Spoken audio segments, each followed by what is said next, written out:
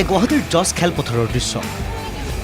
দশম বাৰ্ষিক T G Barua memorial প্ৰতিযোগিতাখনিত অংশ লৈছে এইবাৰ NKTV প্লাছৰ ক্ৰিকেট দলে। প্ৰতিযোগিতাৰ প্ৰথম ৰাউণ্ডৰ প্ৰথমখন খেলত অংশগ্ৰহণৰ বাবে পুৱাতেই টীম NKTVৰ খেলুৱৈ ওলালগৈ খেলপথাৰত। মনত অযুত হেঁপাহ দৃঢ় বিশ্বাস লৈ খেলপথাৰত নমা দলটোৰ নেতৃত্বত সাংবাদিক বিনয় কলিতা।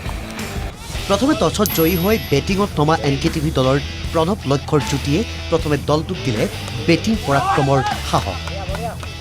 ২০ অভাৰত ২২৬ ৰানত ৮ উইকেট হেৰুৱাই NKTV প্লাছৰ ক্ৰিকেট দলে দেখুৱাই দিলে দলটোৰ বেটিং পৰাক্ৰম। প্ৰণৱজ্যোতি দাসৰ বেটৰ পৰা ৫১ ৰান সংগ্ৰহ কৰি প্ৰথমে দলটোক দিয়ে মজবুত স্থিতি।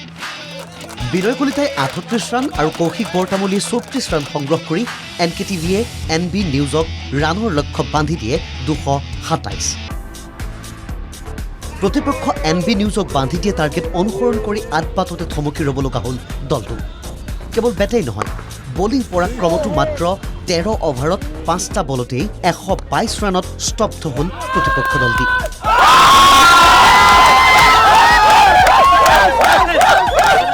খেলত NKTVৰ হৈ মৌচুম দত্ত আৰু জিতুমণি মেধিয়ে সংগ্ৰহ কৰে ৩টাকৈ উইকেট। ৰোমাঞ্চকৰ এই প্ৰতিযোগিতাখনিত মেন অৱ দ্য মেটছৰ সন্মান লাভ কৰে NKTVৰ জিতুমণি মেধিয়ে। এইবাৰৰ এই মিডিয়া T20 টুৰ্ণামেণ্টত ৰাজ্যৰ আগশাৰীৰ 12টাকৈ সংবাদ প্ৰতিষ্ঠানে অংশগ্ৰহণ কৰিছে। লীগৰ প্ৰথম খেলত জয়লাভ কৰা টীম NKTV প্লাছে অহা বুধবাৰে মুখামুখি হ'ব টীম আছাম ট্ৰিবিউনৰ সৈতে। বেট বল ফিল্ডিঙৰ যাদুৰে সাজু হৈছে আমাৰ দল।